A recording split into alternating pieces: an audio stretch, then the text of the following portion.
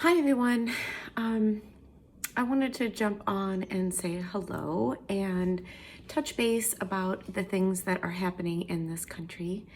I have a small platform and I want to use it responsibly. And I think that means sharing and speaking up at a time like what we have witnessed this past Wednesday. I've had quite a few people ask me how I feel, what I think, am I scared, what should we do, what should I do, what are you doing? And I also think as a soon-to-be spiritual director, it is part of my responsibility and practice to be in touch with people and share my perspective and give a small glimpse of hope, if possible, in a sort of spiritual and practical way that you can, I guess, live in a day like today. So the first thing I want to do is I want to address identifying Christians, people that identify as Christians or evangelical Christians. A few days ago, I sort of kind of came back on Facebook and Instagram, even though I don't fully know what that will look like, but I'm, I guess, done with my break as it was for the 7-8 months.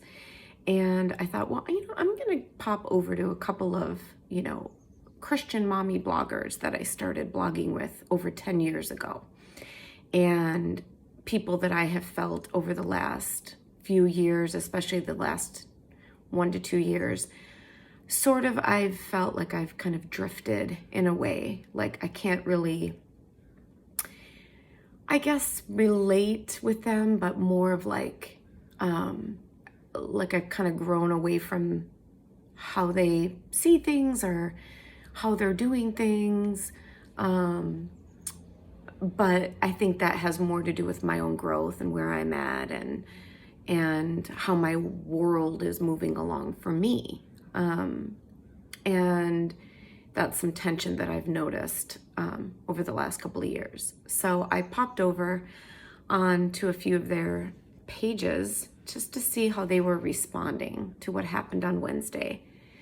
And what I noticed mostly was they weren't responding.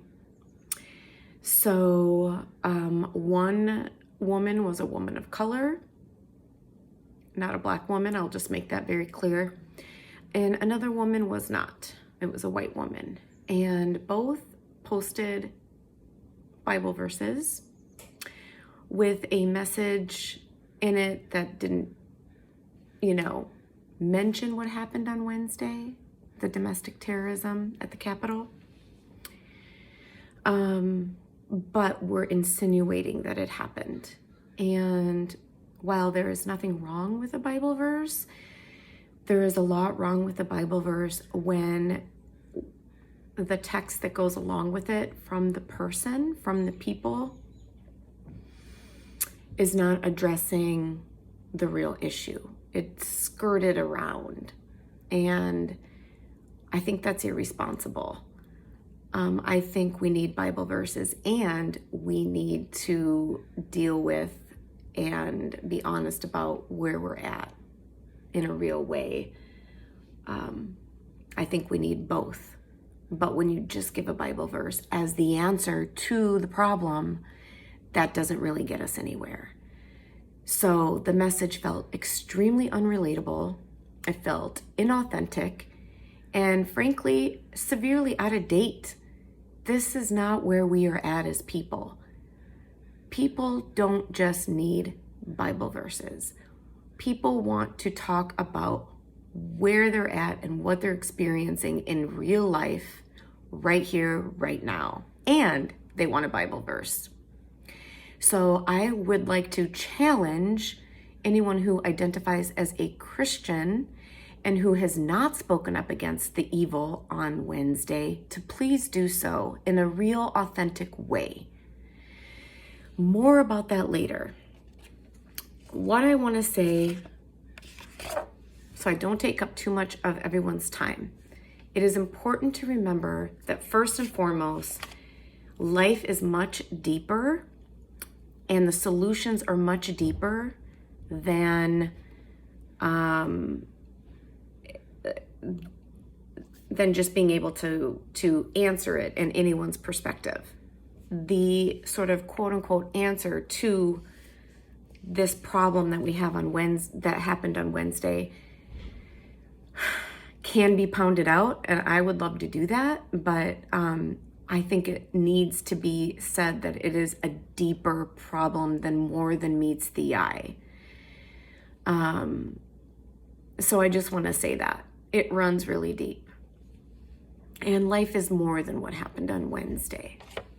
So what I also want to say is the first and foremost thing to understand is that every single person, every day of their life, is walking around with beliefs that they hold and beliefs that they carry.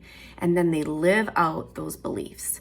And when I say beliefs, I can mean something as simple as, I believe an apple is good for me, so I'm going to eat one every day. I believe in my core, no pun intended, the core of an apple, get it?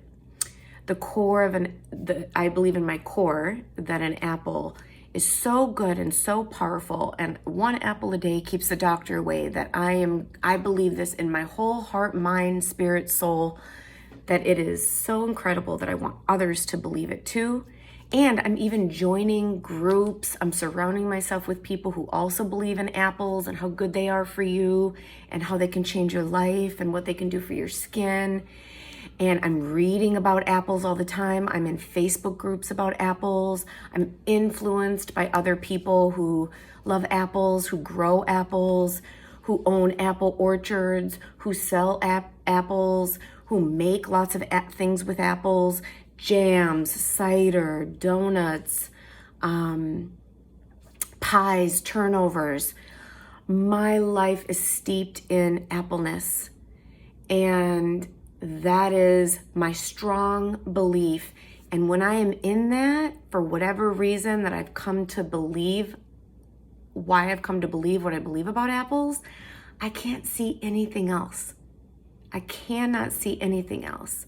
So if someone comes to me when I am steeped in appleness, completely surrounded, I'm surrounded in apple news, I'm surrounded in apple baking, cooking, drinking, groups, how it's made.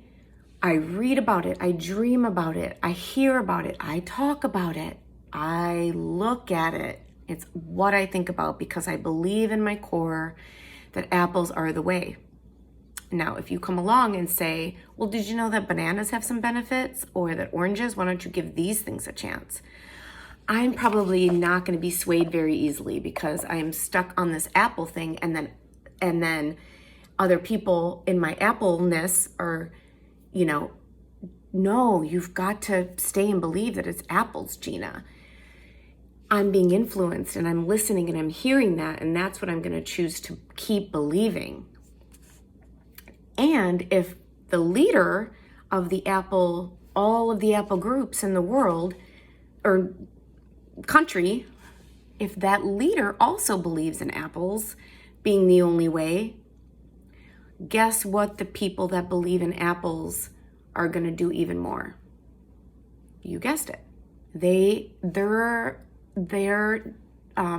belief in apples is going to grow bigger and bigger and bigger and bigger. And it'll be solidified because someone has ordained the apple.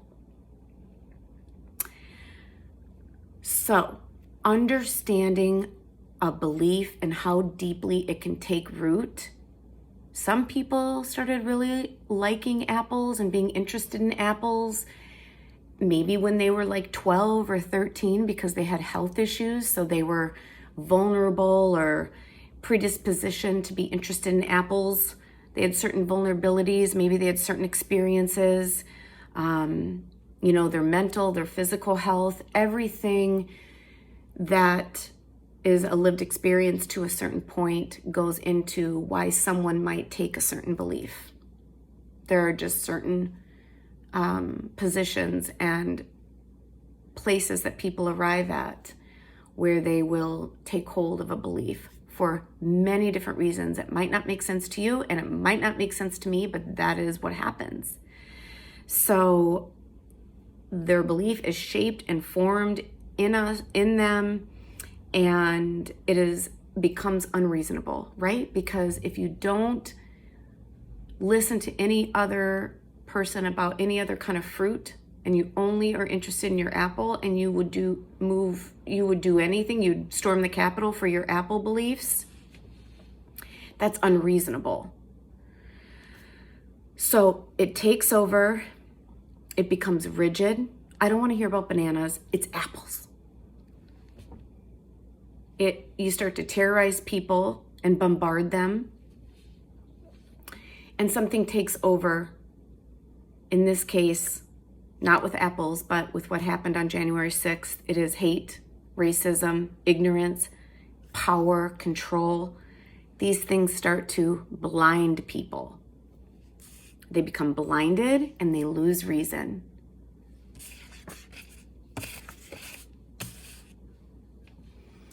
The second thing, that was my first thing. My second thing is that it is not our job to try to convince or fix anybody. I had a friend say, well, what if someone thinks the sky is purple and you're like, no, it's blue? Well, they're going to think it's purple. And there are some people that might change. Maybe they'll think it's in between blue and purple, or maybe they'll think eventually it's fully blue. But there will always be people who will think the sky is purple. And I'll leave that there. I think the third thing is that I'm glad that this has come to light, because it shows just how peaceful and how honorable movements like the Black Lives Matter are, and that they're actually like fighting for something worthy, equality and love and justice, in a peaceful way. And I want to say the fourth thing is that we will always have division among us, and that is not because I'm a pessimist. It's because it's what's real. I think we need to learn to accept that these things will be till the end of time. Maybe not as bad, maybe not as evil, but we'll never live in perfect unity, I don't think, until the end of time. And as a Christian, of course, I believe that that's until we're with God. But that doesn't mean to give up. And that leads me to my last point, and I hope this has made some kind of sense, which is now more than ever, you need to work out your version of how you think life needs to be. And I am not talking to any kind of extremist here. I am talking about everyday people who have reason, everyday people who seem to be searching and seeking and wanting an answer to life, or who care, whatever, or open. Now more than ever is your time. It's your time, my time, to live out, as far as it concerns you and as far as you know it to be, in your whole self and in your whole heart and in your whole mind. Live out what you believe. It's your time to show, if you believe in unity, then your life should reflect unity. How does it reflect unity? Where is it reflecting unity? You need to give your version. I need to give my version. Live what we believe individually and focus on what we can do. And there's a sigh. I wanted to just say, I think we win some and we lose some. I am not saying that Wednesday, January 6th, was as simple as we lost one. It was mortifying, horrifying, terrifying, unacceptable, treason, a coup, insurrection, evil, racist, white power, white supremacy, colonized disgustingness. But I do not think that this is going to dictate our future. I truly believe that women and women of color are our future. And that is my hope. And I believe America is ready for that, because remember, this extremist group is smaller than I think we actually think. But when you start to sort of flounder outside of yourself, just try to go back inside yourself, in your center, find something that grounds you, and just know that anything in there can never be taken from you. But that doesn't take away the fact that this is scary. And I hear that and I get that. But, they haven't won. Trump called them strong people. You have to be strong. That is not strength. That is not strength. So on that note, I will end, and I would love to engage if anyone has any questions or concerns. And hopefully this made a molecule of sense. Take care and be safe.